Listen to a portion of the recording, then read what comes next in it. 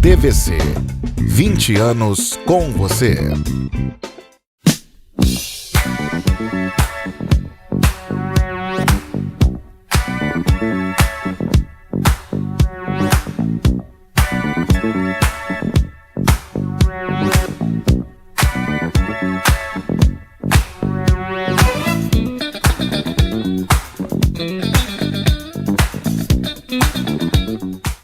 Boa tarde, senhora. Boa tarde, senhor. Programa Bernardo Filho, mais uma vez em sua companhia, entrando em seu estabelecimento comercial, em sua residência, onde o senhor estiver. Bom dia, boa tarde, boa noite, como bem frisava o nosso falecido e saudoso Marcos Falcone, para aqueles que vão nos ver nas reprises.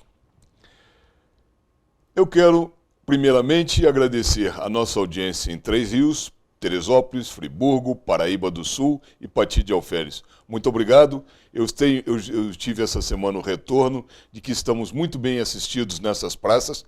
Então, lhes agradeço e mando um abraço especial a todos vocês. Hoje eu vou bater um papo com o jornalista Cláudio Magnavita, proprietário do Correio da Manhã, e que, diga-se de passagem, hoje tem a coluna política mais lida e mais importante do estado do Rio de Janeiro. Então, tenho certeza que a senhora e o senhor vão gostar da nossa entrevista. Fiquem conosco, é apenas um minuto, já voltamos e vamos iniciar o nosso bate-papo aqui.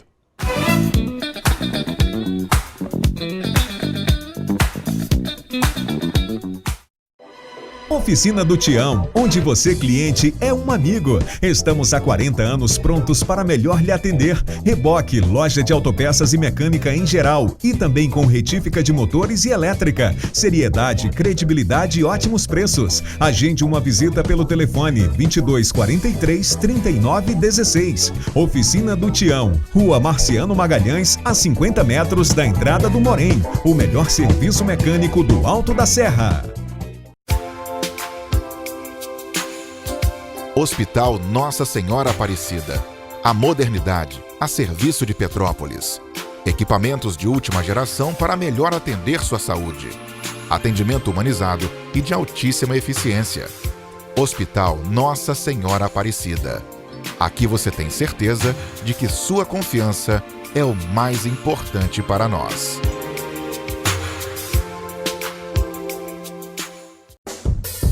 Petropolitano Raiz come pastel na feira, pega frutas e legumes sempre fresquinhos e mais baratos que nos supermercados. Compra carne de porco, linguiça, frango e ovos na feira, porque sabe da boa procedência. Mais que uma boa escolha, é também um passeio divertido. Às terças e sábados atrás da rodoviária antiga e aos domingos no Alto da Serra.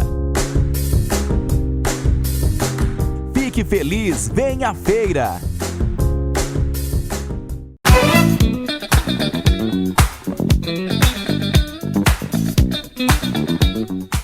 Boa tarde, jornalista Cláudio Magnavita. Prazer imenso tê-lo aqui no nosso programa. Muito obrigado por ter aceitado o nosso convite. E eu queria, primeiramente, que o senhor se apresentasse aos nossos telespectadores, porque o senhor é uma figura muito conhecida no estado do Rio de Janeiro, principalmente no Rio de Janeiro e na Barra, mas está começando a se tornar uma figura conhecida também aqui na região serrana, aqui no interior. Nos fale um pouquinho quem é Cláudio Magnavita. Pode se apresentar. Bernardo, um prazer enorme estar aqui, prazer enorme conversar com os telespectadores, mas principalmente ter essa oportunidade de falar sobre a atividade que a gente desempenha como jornalista. Eu tenho hoje uma atividade profissional na qual eu iniciei muito jovem, tenho a sorte de ter começado garoto. Eu comecei na minha atividade porque o meu tio, o Araújo Castro, que é o jornalista veterano da família, saudoso Araújo Castro, que é um jornalista que trabalhou nos Diários Associados, ele fundou em 65 o jornal De Turismo. Era jornal De Turismo porque não tinha turismo ainda, porque senão seria jornal do turismo. Então ele antecede Embratur, antecede todas as revoluções, e o Araújo, quando funda o jornal, eu ingresso no jornal 10 anos depois, em 75 eu já estava atuando, ou seja, Eu nasci, estou com 62 anos, em 75, eu era um garoto ainda, mas já estava na militância do jornalismo. Foi uma grande escola e sempre nasci em Salvador, na Bahia. Sou carioca de coração e fluminense por adoção, porque eu tive a chance de percorrer e mergulhar nos bastidores do Estado, porque eu tive a honra de, em 2014, ter sido secretário de Turismo do Estado, e eu me voltei para o interior. Aqui na região serrana eu tive várias vezes, pernoitando, trazendo o ministro do Turismo aqui, desenvolvendo projetos. Então a minha leitura hoje com relação ao Estado do Rio é que precisa de uma cobertura que valorize a agenda do interior. O Rio, por ser capital, a cidade do Rio, por ter sido capital federal, é capital do Império, ela centraliza, ela tem um buraco negro que centraliza muito as atenções, e você tem uma pauta a partir da capital que é muito importante, e no trabalho que desenvolvemos, tanto no Correio da Manhã, na coluna, no Jornal da Barra, a gente tem procurado fortalecer e, de certa forma, ser um pouco porta-voz do interior. O senhor tocou num assunto bem interessante. Apesar da nossa proximidade com o Rio de Janeiro, estamos a 65 quilômetros do Rio de Janeiro, o petropolitano, por características dele, ele é muito bairrista, se preocupa muito com os problemas da cidade e pouco se interessa pelos problemas de fora de Petrópolis. Eu acho interessante o fato de existir agora esse interesse em se dar uma voz maior ao interior e se levar as coisas do interior ao conhecimento também do carioca da capital, que pouco também conhece do interior, é bastante louvável. Eu queria que o senhor falasse um pouquinho agora da sua história no Correio da Manhã. Nos conte um pouquinho da história desse jornal. O Correio da Manhã é um jornal fundado em 1901 pelo Edmundo Bittencourt, que era um advogado, uma pessoa com um advogado como você, um homem com uma atuação vibrante, e faz um jornal que foi a grande escola do jornalismo brasileiro. Carlos Lacerda iniciou no Correio da Manhã com uma coluna chamada Tribuna da Imprensa, que depois o Paulo Bittencourt, que foi o sucessor do Edmundo, filho do Edmundo, cede para o Lacerda fundar a Tribuna da Imprensa. O Assis Chateaubriand, o fantástico Assis Chateaubriand, fundador dos Diários Associados, do Império que foi Associados, quando ele deixa a Paraíba e vem para o Rio de Janeiro, o primeiro jornal que ele trabalhou foi no Correio da Manhã. E o Correio foi um jornal que circulou e foi a grande escola do jornalismo. E em 69, e no final de 69, em setembro de 69, a sua então diretora Niomar Muniz Sodré Bittencourt, por coincidência uma baiana também, ela casou com o Paulo Bittencourt e o Paulo falece muito precocemente, ela herda o jornal. Ela é obrigada, para que o jornal não fechasse, ela é obrigada a ceder, a arrendar o jornal à família Alencar. Essa família Alencar é do Marcelo Alencar, a gente brinca que eram os irmãos Alencar, que eles assumem o jornal, e porque o jornal foi muito combativo ao golpe de 64. E eles assumem o jornal porque estava sendo sufocado. Quem anunciasse no Correio era perseguido, a própria Niomar teve presa durante 2 meses.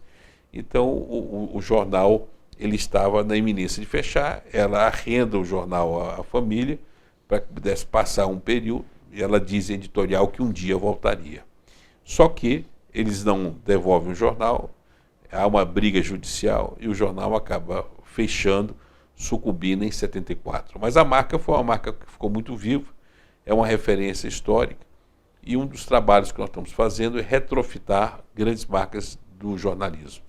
Então nós trouxemos de volta o Correio da Manhã, eu falo que o jornal adormeceu em 74, mas o DNA original do jornal estava naquele 11 de setembro de 69, quando ela faz um editorial na capa, escondida na madrugada, chamado A Retirada.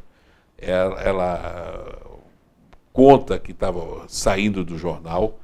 Os novos proprietários ou arrendatários, quando pegam o jornal de manhã, tomam um susto, porque tinha um tijolaço na capa, do qual ela contava isso. E o jornal, Bernardo, ele volta a circular historicamente no dia, ele entra em rotativa no dia 12 de setembro de 19, ou seja, rigorosamente nenhum dia mais, nenhum dia menos dos 50 anos que a Niomar passou o jornal. E ele volta a circular com o número da edição, seguindo ao número da Diomar, trazendo de volta o que tinha sido arrancado pelos arrendatários, que era o nome do Edmundo Bittencourt da capa, o nome do Paulo Bittencourt, da própria Diomar, e nós trazemos o jornal incorporando esse DNA original e resgatando e posicionando o jornal como um jornal político plural.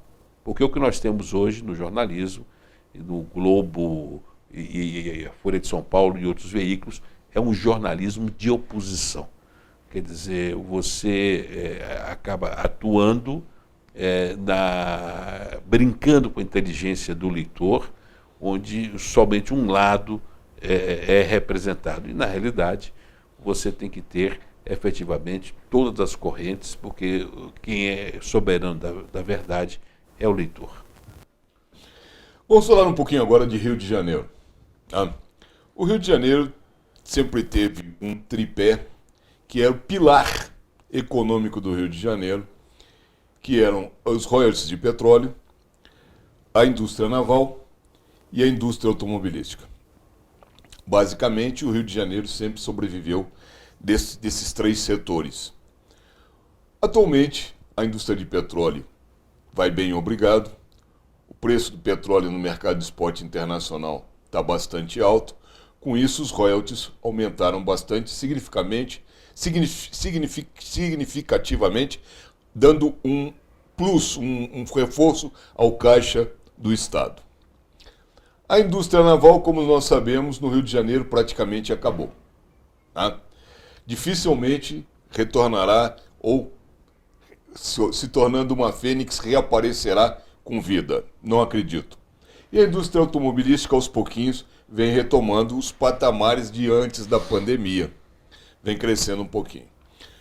O caixa do caixa do Estado hoje, ele ainda sofre e muito. Tanto é que tivemos uma negociação muito grande da dívida do Estado.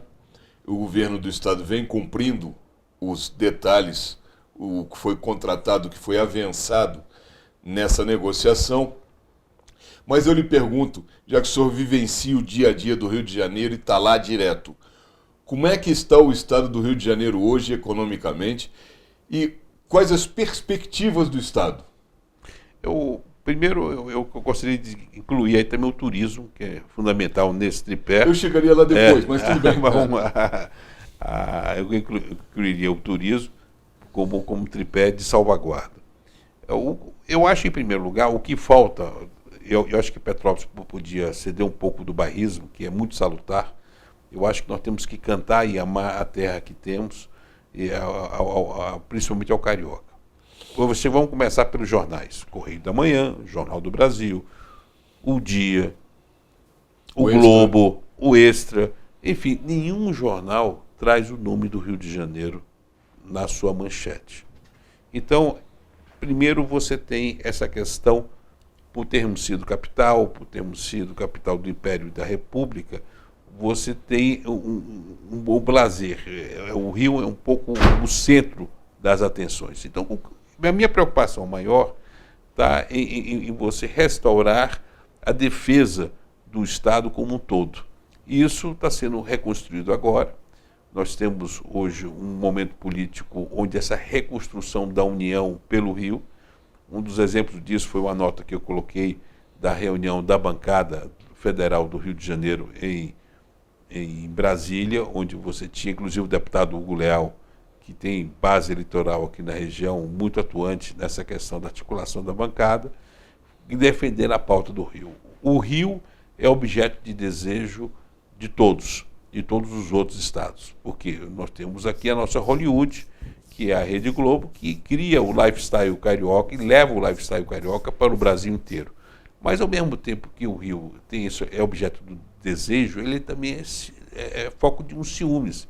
O que aconteceu com a questão do royalties do petróleo, a questão de ter dado Deus o privilégio do Rio ser o maior produtor do país, quer dizer, isso foi feito por uma questão de destino, correto? Essa redistribuição do royalties que foi feito e que está sendo colocado na área do judiciário, preso ainda na decisão do judiciário, é uma das maiores violências que podem ter ao Rio de Janeiro. É uma redistribuição que não vai resolver o problema de ninguém, mas vai afetar muito a legitimidade do Rio de Janeiro. Agora nós temos também a questão do gás, estão querendo levar a questão do gás, o gasoduto para São Paulo, em vez de trazer para o Rio de Janeiro. Então o que nós temos que ter, primeiro, é essa visão sistêmica de Estado. A capital por si só, ela não é nada se não tiver a força do interior. Se ela não tiver, um governador não consegue se eleger somente com os votos da capital. O Grande Rio é uma grande influência. Nós tivemos grandes governadores que pensaram na questão de levar o desenvolvimento, a indústria para o interior. Inclusive um ex-prefeito, que foi Luiz Fernando Pezão, que eu chamo que o Pezão foi o arquiteto e o pai desse processo da recuperação fiscal do Rio de Janeiro. Foi um engenheiro, ele é muito pouco reconhecido como o engenheiro dessa recuperação fiscal. Você tem o problema da corrupção que se engendrou também no primeiro escalão do Rio de Janeiro, principalmente na questão de se servir do Estado e não servir ao Estado. E, inclusive, o Correio da Manhã foi um dos primeiros a denunciar o Wilson Witzel, porque o Witzel, que entrou no elan de elegemos, foi eleito um desconhecido, e esse desconhecido mostrou que estava com velhas práticas, e até velhas práticas pioradas e amplificadas. Então, eu acho que, em primeiro lugar, que o desenvolvimento econômico do Rio passa pela valorização do interior, passa pela redistribuição de renda e passa pela atividade de que essa redistribuição de renda ocorra principalmente de uma forma produtiva. Você não pode imaginar ter um desenvolvimento na região noroeste. Vou pegar a questão de Macaé, Campos, as cidades que se beneficiaram demais pela questão do petróleo, e você não ver a qualidade de vida refletindo com relação a isso. Aqui na região serrana, o potencial turístico daqui é extraordinário. Você não... Por exemplo, todo se fala de Gramado. Gramado é maravilhoso, Gramado é isso. Vamos transformar... Agora nós temos o prefeito André Português querendo transformar Miguel Pereira na Gramado Fluminense, mas em Petrópolis tudo é real.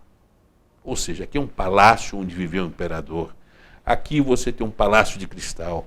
Aqui a beleza foi pródiga no sentido de ser uma região serrana, e o DNA europeu do imperador Dom Pedro, ao criar Petrópolis, ele trouxe essa concepção europeia até no clima. Então você tem hoje algo que é absolutamente real, que deveria estar explodindo na agenda do turismo brasileiro, como Gramado está ocorrendo, e aqui nada é fake, as coisas aqui são reais, mas eu concebo que a fronteira e o que representa a região serrana como um todo, incluindo aí as belezas de Teresópolis, de Friburgo, chegando até Três Rios, são extraordinárias. O que nós precisamos aqui é ter um planejamento.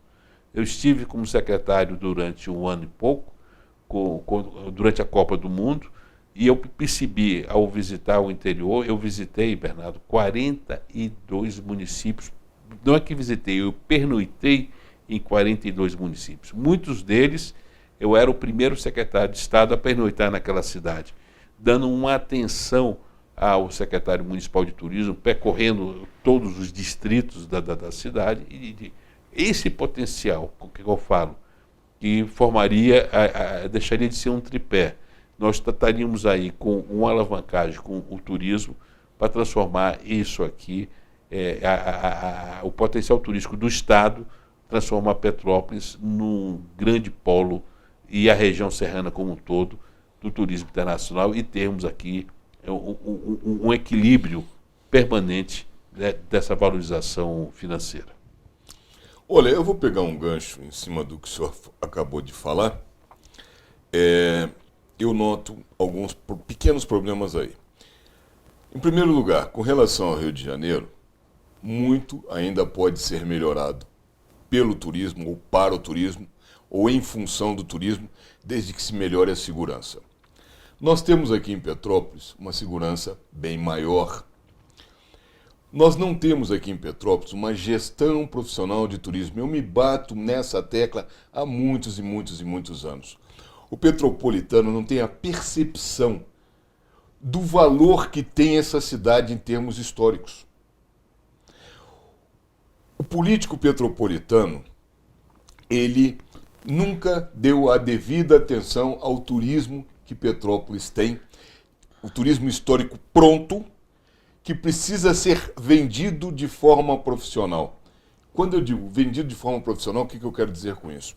Por exemplo, nós não temos um mapa que nem quando se chega em Gramado ou em Bento Gonçalves, o turista recebe um mapa marcado com os pontos turísticos da cidade. Nós não temos um site ou um programa que nem tem em Resende, aqui no sul fluminense. A pessoa entra no pórtico da cidade, o smartphone recebe um plim. Se a pessoa quiser, ela tem a opção de baixar um programa onde tem o que fazer, onde ir, o que comer, onde se hospedar, as informações geopolíticas do município. Petrópolis não tem isso, sendo uma cidade turística. Se observar o pórtico da cidade, duas latas de tinta, um rolinho, 2 pintores da Condep, dariam já uma visão. Eu concordo, eu não quero também, mas eu concordo com você plenamente. Mas o problema é exatamente o que você está pegando, uma questão que eu coloquei no bloco anterior, na questão anterior, que é a questão da continuidade. Não adianta você ter.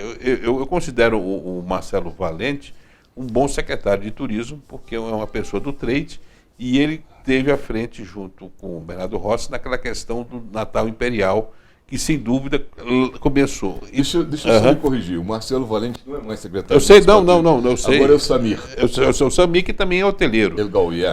E também é hoteleiro, e é bom você ter profissionais de turismo nessas funções por uma dupla razão. Primeiro, quando você tem um profissional de turismo à frente de um setor, ele passa também a entender os obstáculos que um gestor público tem. Mas deixa eu lhe falar uma coisa. O problema aqui não é de nomes nem de pessoas. O problema aqui é de projetos, mas eu coloquei, de agenda. Você está certíssimo. É de agenda. Nós estamos nos confluindo totalmente. Quer ver uma coisa? Quais são os 3 destinos que mais aportam turistas a Petrópolis? Rio, São Paulo e Minas. Existe alguma publicidade da cidade, ou publicidade institucional da cidade de Petrópolis nos canais abertos nesses 3 estados? Não. Seria uma providência. Então, quando eu falo em gestão profissional, eu falo pontualmente em ações. Mas isso não adianta, mas não adianta você ter ações permanentes. Por exemplo, não adianta você ter ações permanentes se você não tem um planejamento global de forma permanente. O que nós temos são ações de governo, e não ações de gestão de governo, e não ações de Estado. Uma região como essa precisa de um planejamento permanente e que passe por mandatos. Olha só, eu falo isso há muito tempo. Nós não sabemos o que vai ser Petrópolis nos próximos 5 anos, 10 anos, 15 anos. Não existe planejamento. Não existe uma agenda, tampouco existe uma agenda de prioridades. Sabe? Então isso aí é um problema de gestão política e é um problema bastante sério de vontade política. Eu queria aqui provocar você também numa questão. Eu estava assistindo outro dia vários comerciais, eu gosto muito da Ligação de Resgate, e eu assisti um comercial da Varig de Natal, extraordinário e emocionante. Aliás, um dos mais bonitos comerciais que a Varig fez de Natal com as cantoras de Petrópolis. Aí a gente chega à conclusão que aquilo dali que levou o nome de Petrópolis para o mundo inteiro, que representa um ativo cultural que transpassou gerações, de repente deixou de existir. Porque não houve por parte... amparo político. Mas não digo político, da sociedade civil organizada. Porque aí você envolve um OAB, você envolve a mobilização da sociedade civil, porque nós temos muito a tendência de transferir a nossa responsabilidade aos políticos. Mas são políticos que não chegam lá por osmose, eles são eleitos. E, primeira coisa, a cidade, voltando à questão ainda do turismo, deveria ter um planejamento que transpassasse gestão. Cada candidato deveria aderir durante a campanha àquele planejamento que foi urgido pela sociedade civil. Não é um plano de governo, é um plano de Estado, é algo que está muito maior do que um plano de gestão apenas. E envolve os ativos. Por exemplo, quando eu pego, vamos pegar esse caso emblemático, que é um caso adormecido e que me deixa muito revoltado, porque eu também tenho um pé na cultura, sou autor e produtor de grandes musicais, sou autor do Constellation, Comunitar, produzi o Cole Porter, Company, grandes musicais de sucesso. E, então, a área cultural é algo que me diz muito. E Petrópolis, quando eu falo que não é fake, que é uma cidade, aqui era para ser a capital cultural do Estado. Porque aqui você tinha a corte vindo para cá. O Natal Luz, que é o Natal Imperial, que começou muito bem, deveria ter um desdobramento e ser algo da sociedade.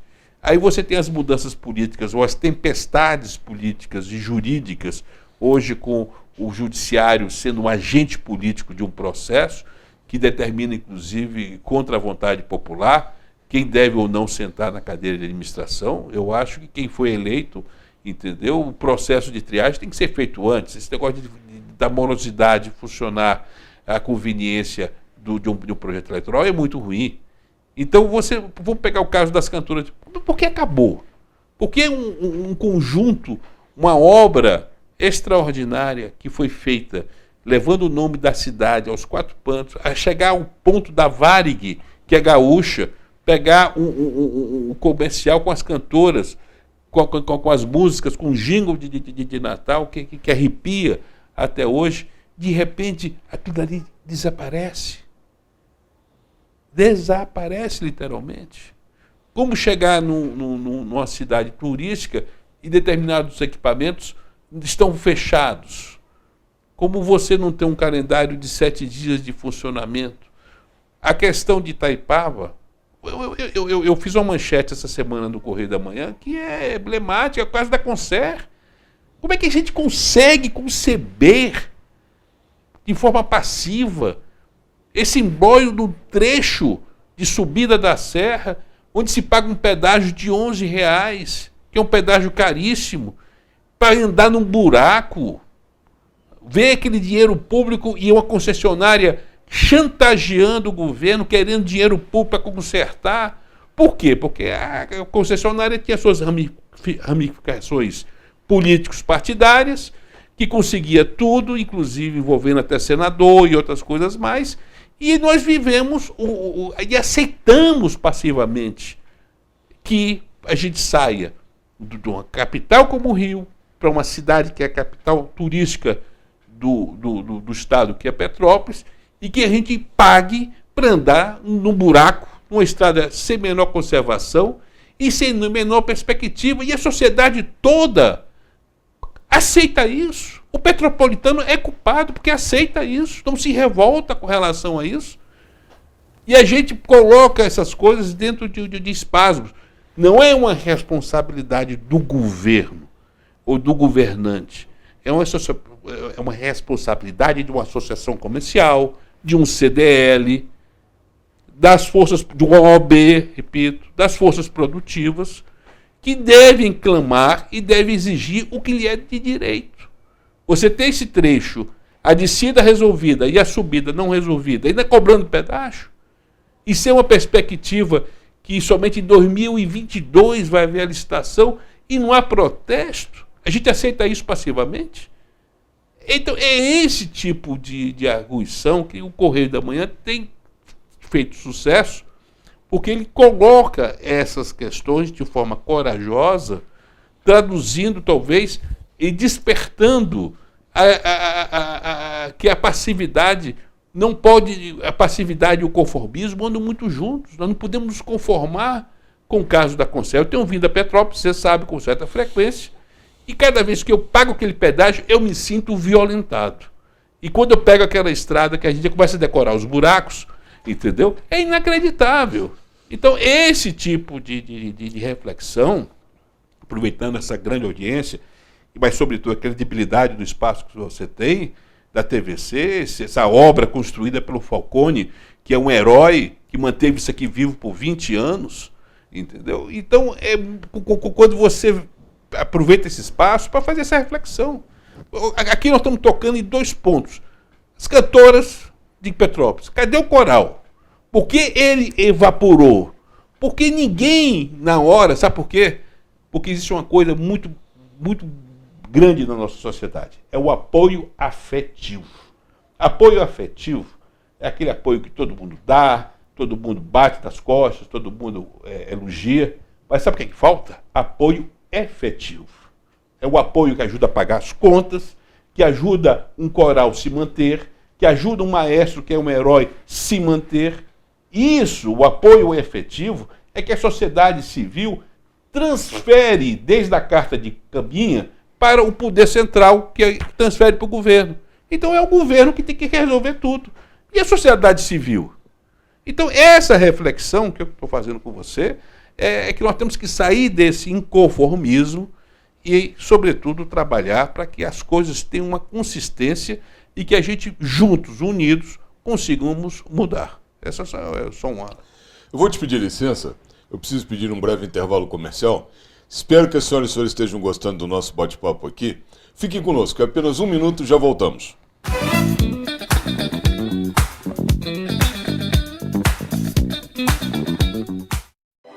Oficina do Tião, onde você, cliente, é um amigo. Estamos há 40 anos prontos para melhor lhe atender. Reboque, loja de autopeças e mecânica em geral. E também com retífica de motores e elétrica. Seriedade, credibilidade e ótimos preços. Agende uma visita pelo telefone 2243 3916. Oficina do Tião, Rua Marciano Magalhães, a 50 metros da entrada do Morém. O melhor serviço mecânico do Alto da Serra. Hospital Nossa Senhora Aparecida. A modernidade a serviço de Petrópolis. Equipamentos de última geração para melhor atender sua saúde. Atendimento humanizado e de altíssima eficiência. Hospital Nossa Senhora Aparecida. Aqui você tem certeza de que sua confiança é o mais importante para nós.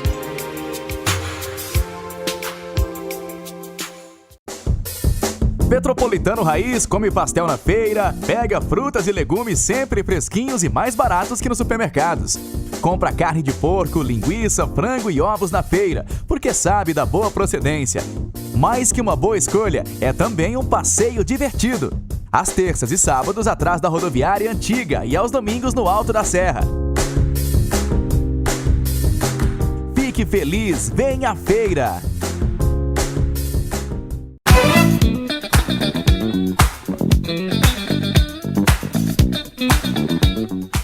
Muito bem, estamos de volta conforme prometido, foi bastante rápido. E estamos conversando com o jornalista Cláudio Magnavita. Estamos fazendo aqui algumas reflexões a respeito do Estado e a respeito de Petrópolis. Eu queria novamente voltar para o Estado do Rio de Janeiro, porque a eleição do ano que vem, praticamente as campanhas já iniciaram, né? Curiosamente, eu aprendi há muitos anos atrás com um velho político da velha escola que me dizia: Bernardo, não se faz campanha em ano ímpar. Campanha começa em ano par e termina em ano par. Mas parece que ninguém está escutando essa máxima velha da política. As campanhas no Rio de Janeiro já iniciaram, os candidatos já estão conversando com as suas bases eleitorais, já estão fazendo as suas parcerias, né? Já estão estabelecendo as suas possíveis, prováveis coligações. Para governador, o senhor acredita que o nosso atual governador, Cláudio Castro, deva novamente se reeleger? Eu acho que tem que ter continuidade. A gente tem que parar de inventar fórmulas. A grande vantagem do Castro é que ele está conseguindo mostrar que não é um desconhecido. Ele tem levantado a bandeira da pacificação, que é muito importante. Nós vivemos numa era de trevas no Brasil, onde até as famílias brigam, porque você tem uma separação hoje, uma polarização na questão eleitoral, e nós desaprendemos a conviver com as diferenças. é muito importante essa convivência com as diferenças. E o governador tem feito isso, ele tem criado uma massa crítica de apoio que tem todas as correntes representadas. Então isso é muito bom, porque o que o Rio precisa é de paz e de união. E nós tínhamos antes um governador, o fanfarrão, que desde que assumiu só pensava em usar a máquina do Estado para atingir o Planalto. Ele não estava governando para o Estado, ele estava governando usando o Estado para um objetivo político eleitoral pessoal. Está errado. E o Cláudio conseguiu, pelo jeito dele, habilidoso. Ele é uma pessoa que é extremamente religiosa, ele é um cantor que tem também uma carreira de músico da área da Igreja Católica, é uma pessoa que criou, está sabendo ouvir, sabe o momento histórico que tem, está pisando em ovos nesse processo da composição política, e você tem uma oposição muito raivosa, que é uma oposição que está brigando entre si. A manchete do Correio da Manhã foi dizendo que o Rodrigo Neves se esfacelou, porque o ex-prefeito de Niterói ele teve preso, e na pesquisa mais recente mostra que 78% dos eleitores não votariam em um político que esteve preso e que esteve envolvido em corrupção. Então ele está esfacelando. Por outro lado, o Marcelo Freixo, que eu chamo Marcelo Caviar Freixo, porque ele em determinado momento se deslumbrou com um relacionamento afetivo que ele está tendo com uma grande cineasta, é uma pessoa ligada a cinema, e uma pessoa que tem uma qualidade e um ciclo de relacionamento existencial muito grande. Então você começou a ver o Freixo, que era um cara do pessoal, na piscina do Copacabana Palace, indo para o sul da Bahia, para aquele mesmo condomínio que caiu o helicóptero Cavendish, que deu aquele escândalo das fotos que vazaram, e passou a ter, tanto que ele sai do pessoal, e para poder justificar esse Freixo Caviar, ele migra e vai para o PSB. Então você tem essa rearrumação e estão brigando. E ao mesmo tempo ele contraria o PT ao votar naquela PEC da vingança, que é relacionada à questão do MP, ele volta no contraponto, o que deixa o Lula profundamente irritado com isso. Então você tem a esquerda brigando. Por outro lado, você tem a questão da senatória, que é uma vaga só para senador, que está se buscando os nomes. Existe hoje um nome de consenso que uniria um pouco a esquerda. Antes da gente falar do Senado, ou da única vaga ao Senado na próxima eleição, eu queria te perguntar, e o candidato do PAS tem alguma chance, o Santa Cruz? Cresce. Porque é um ilustre desconhecido. A minha pergunta é, ele cresce? Deverá crescer? Deve crescer. Mas até que ponto? Deve crescer. Eu acho que ele não se reelege nem mais para a OAB, porque a politização que ele fez da Ordem dos Advogados como presidente do Conselho Nacional, eu tenho entrevistado várias pessoas, até exibimos em vários programas que passam, com conversas minhas com alguns dirigentes candidatos à Ordem dos Advogados do Brasil, que falam que a OAB não é partido político. Então você, na realidade, a gente sabe, o prefeito Eduardo Paes botou ele como boi de piranha, é um candidato, um possível candidato ao governo do Estado, mas que na realidade para uma negociação ele virá candidato a Senado ou algo assim, mas ali são pessoas que estão rasgando o seu currículo.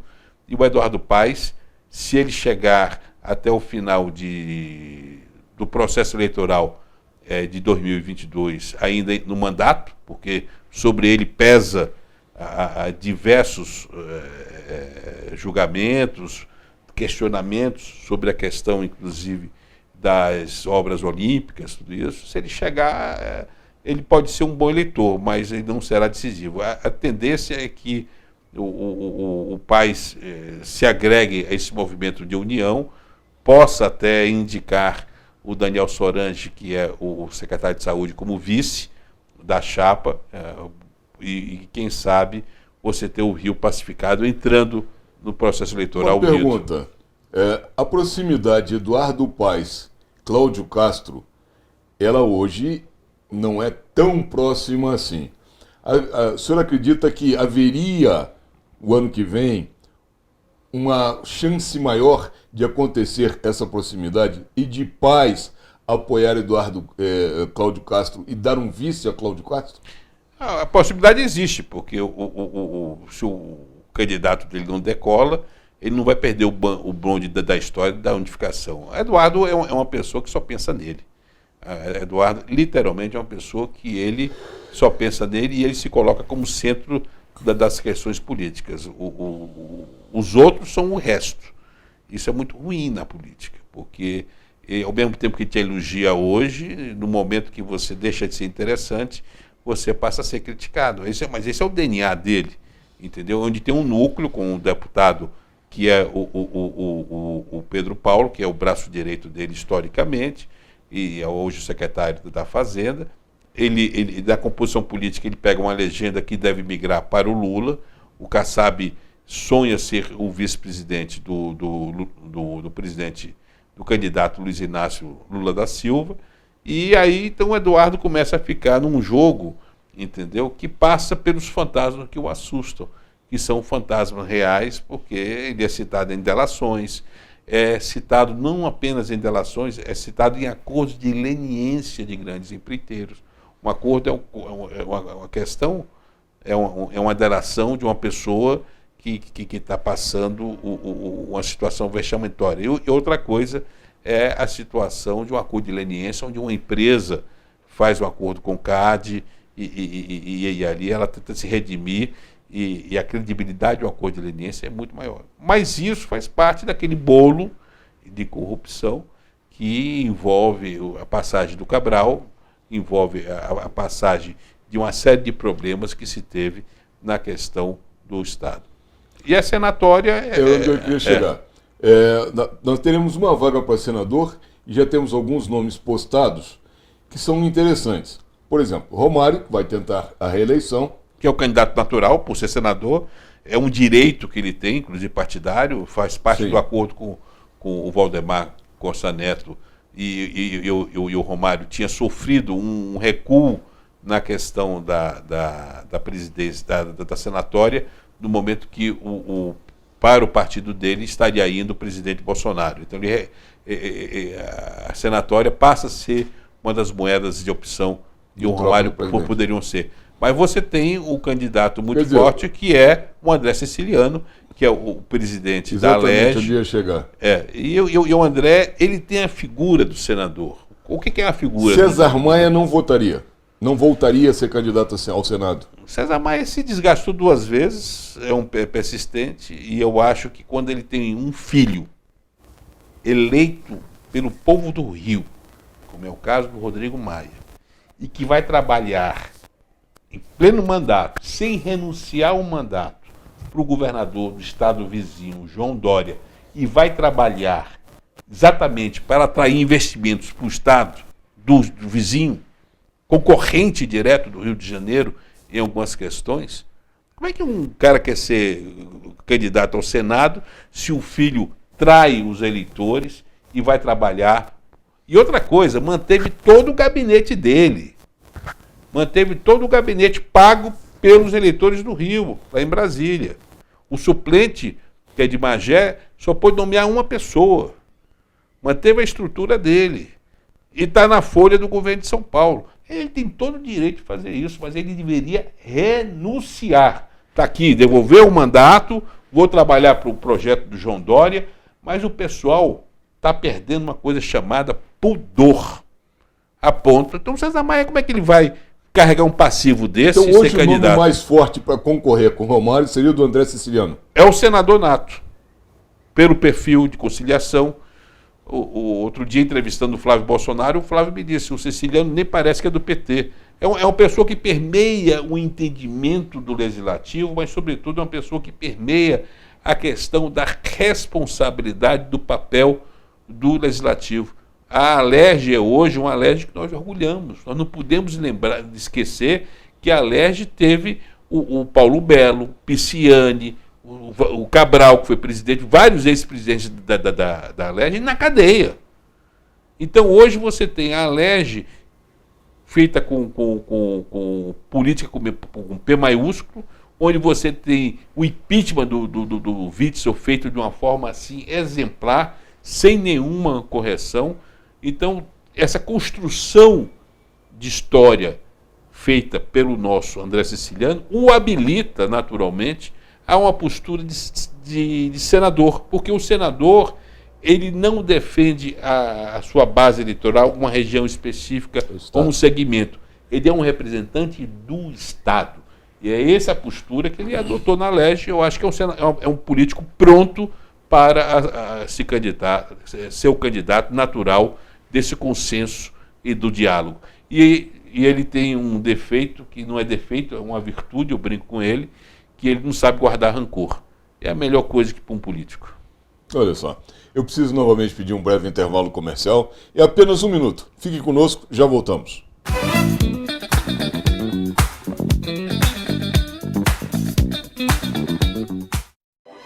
Oficina do Tião, onde você, cliente, é um amigo. Estamos há 40 anos prontos para melhor lhe atender. Reboque, loja de autopeças e mecânica em geral. E também com retífica de motores e elétrica. Seriedade, credibilidade e ótimos preços. Agende uma visita pelo telefone 2243 3916. Oficina do Tião, Rua Marciano Magalhães, a 50 metros da entrada do Morém. O melhor serviço mecânico do Alto da Serra.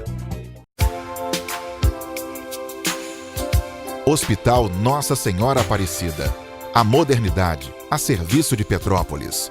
Equipamentos de última geração para melhor atender sua saúde. Atendimento humanizado e de altíssima eficiência. Hospital Nossa Senhora Aparecida.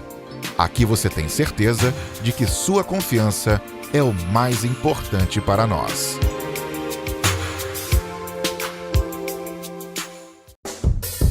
Petropolitano Raiz come pastel na feira, pega frutas e legumes sempre fresquinhos e mais baratos que nos supermercados. Compra carne de porco, linguiça, frango e ovos na feira, porque sabe da boa procedência. Mais que uma boa escolha, é também um passeio divertido. Às terças e sábados atrás da rodoviária antiga e aos domingos no Alto da Serra. Fique feliz, venha à feira!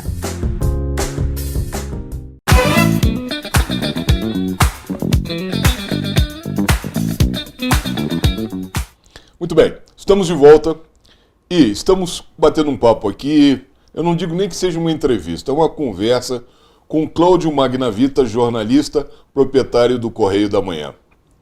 Cláudio, eu queria falar um pouquinho também do Jornal da Barra, que a gente vai acabar não falando, porque a gente começamos os assuntos políticos e a gente vai direto. Nos fala um pouquinho a respeito do Jornal da Barra, como é que você criou o Jornal da Barra, quando que aconteceu, me fala da história do Jornal da Barra. O Jornal da Barra é um jornal que foi mantido pela família Miranda, o Clóvis Miranda, até a década, até o início dos anos 2000, 2010. A gente assume o jornal em 2014 e esse jornal vira uma referência, porque é um jornal que fala com a comunidade. A gente brinca que o Jornal da Barra não é bairrista, ele é barrista. Eu valorizo muito essa questão do bairrismo e essa questão de você ter imprensas locais, ter um jornalismo que valorize e que mexa com a comunidade. E o Jornal da Barra é um jornal pulsante, é a base, inclusive, que funciona, que permitiu o surgimento do próprio Correio da Manhã, a volta agora também da revista O Cruzeiro, que é nossa, e permite que a gente faça essa ampliação dentro dessa ótica de jornalismo local. O jornalismo local é a tendência mundial. Você tem hoje a globalização feita, o que acontece agora na Rússia, a gente no celular recebe automaticamente, mas cada vez mais nós queremos saber a notícia da nossa rua, do nosso bairro, da nossa cidade. Então, esse posicionamento estratégico do jornalismo regional, que é um jornalismo que, com grande qualidade, é feito no interior e é importante que você se encontre e se veja no seu próprio veículo. Então, é muito importante.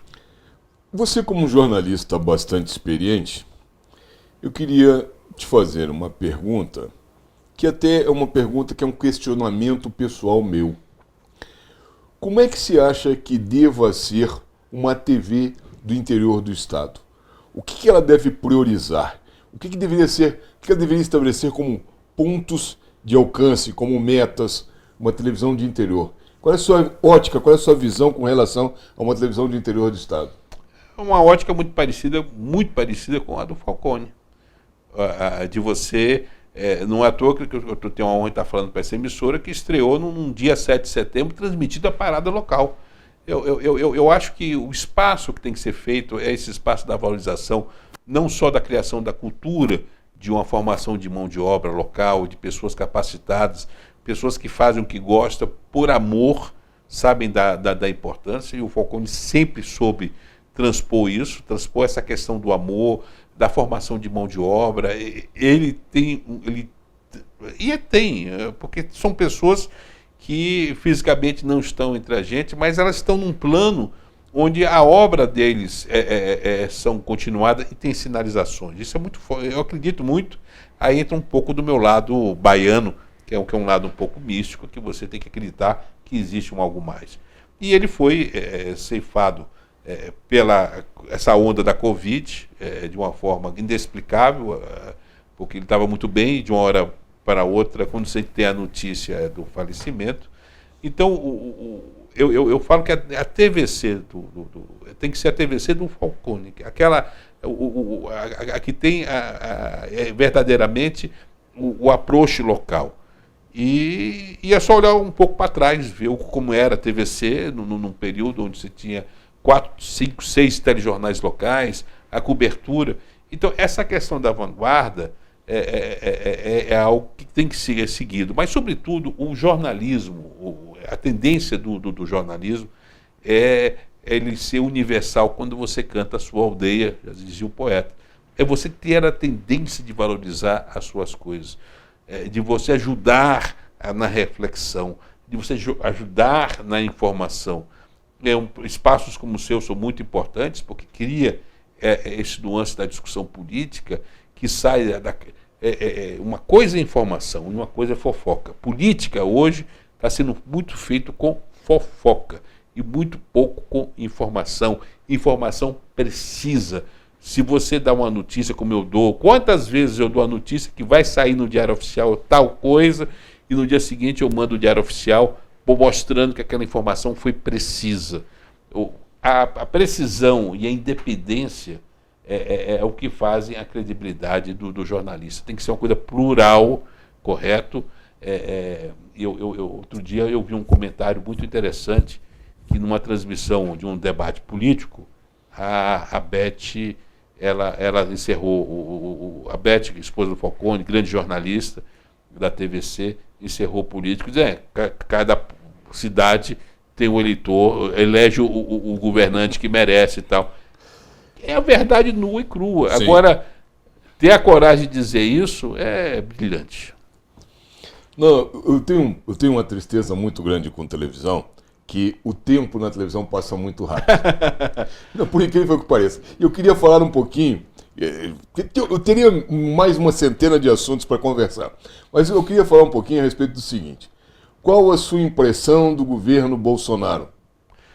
É um governo que tenta acertar, é um governo que está lá, cada povo tem um governo que elege, que merece. Eu acho que qualquer correção... Eu primeiro sou contra o impeachment. Eu acho que impeachment é algo que você tem que aprender a respeitar o processo eleitoral. E faz parte do aprendizado a questão de deixar aquele que foi eleito pela maioria, desde que não haja nenhum tipo de corrupção, questão das urnas, tudo isso. Eu acho o Bolsonaro, ele é um personagem. É um personagem no sentido de ser um personagem que caiu num momento onde você tinha duas correntes, que era a corrente da moralização e a corrente do lavajatismo, e uma corrente mais de direita, que foi um fenômeno que ocorreu em vários países, inclusive dos Estados Unidos. Os Estados Unidos fez a correção de rumo que quis. Depois, o Trump ficou até o final do mandato, não foi reeleito, voltou para casa e hoje está cuidando dos negócios. Bolsonaro tem uma grande virtude. Talvez Bolsonaro e Lula, essa polarização é muito interessante, porque os dois falam a linguagem do povo. Não adianta você ser um político, ser um gestor, entrar como Fernando Henrique, parecia que tinha pedra dentro da boca, tentando dar uma aula de filosofia ou de antropologia. Se não fala, o Lula vai comer pastel como o Fernando Henrique vai comer pastel. Então, o Bolsonaro vai comer pastel na rua. Então, esses dois líderes que vão se encontrar agora num embate são líderes que falam a linguagem do povo. E aí o povo vai ser soberano. Eu acho que aquele que efetivamente transmitir a mensagem e mostrar os acertos. O que nós temos de ter, e temos que ter muito cuidado com isso, é que nós não podemos ficar cegos com relação ao que acreditamos e esquecer dos fatos da soberania da verdade. Que é o caso, por exemplo, do que foi feito dessa inclusão na pandemia de quase 3 argentinas que foram incluídas, que eram invisíveis, e que foram descobertos, que criaram o CPF e que passaram a receber o auxílio. Eu acho que nós temos um dimensionamento muito errado com relação à atuação do governo federal. Aquela coisa, governo, sou contra. Não, se o governo fez uma coisa positiva, soube socorrer, eu acho que o ministro Paulo Guedes, na questão da pandemia, o Brasil deu um show com relação, é só olhar para o lado, ver o que está acontecendo na Argentina e com relação aos outros países. Deu um show na questão da assistência, da distribuição de renda, de criar os mecanismos e, sobretudo, a vacina. Eu já estou com 2 vacinas, devo receber a 3ª vacina agora, você deve estar vacinado também. Quem pagou a vacina foi o governo federal. Você está vendo o problema na Alemanha agora, está vendo a questão do mundo, a questão da vacinação. Nós fizemos um programa de vacinação, quem pagou isso foi o governo federal. Aí você tem uma CPI pilotada por 2 picaretas, porque o Renan Calheiros não tem currículo, tem folha corrida.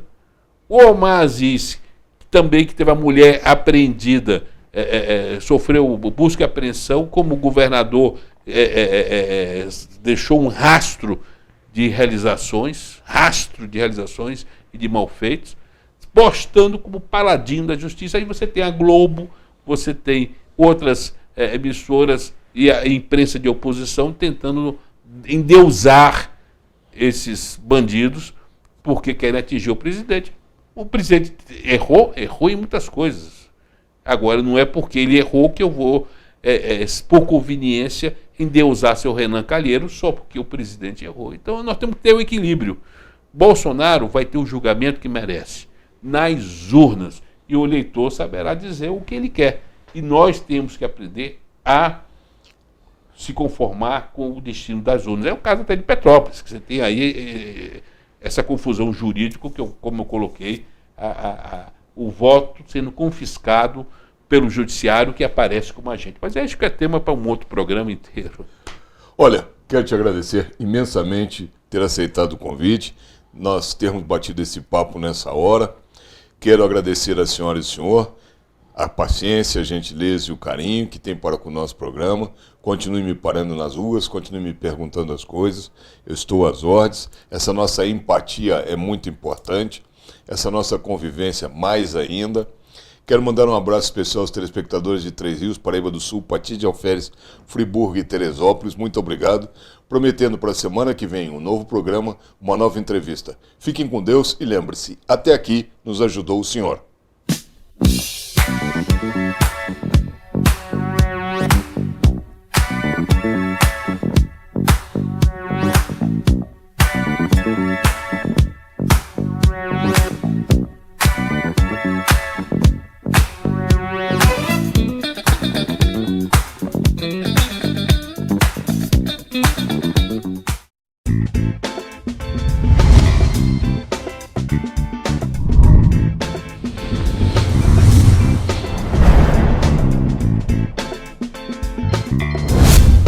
TVC, 20 anos com você.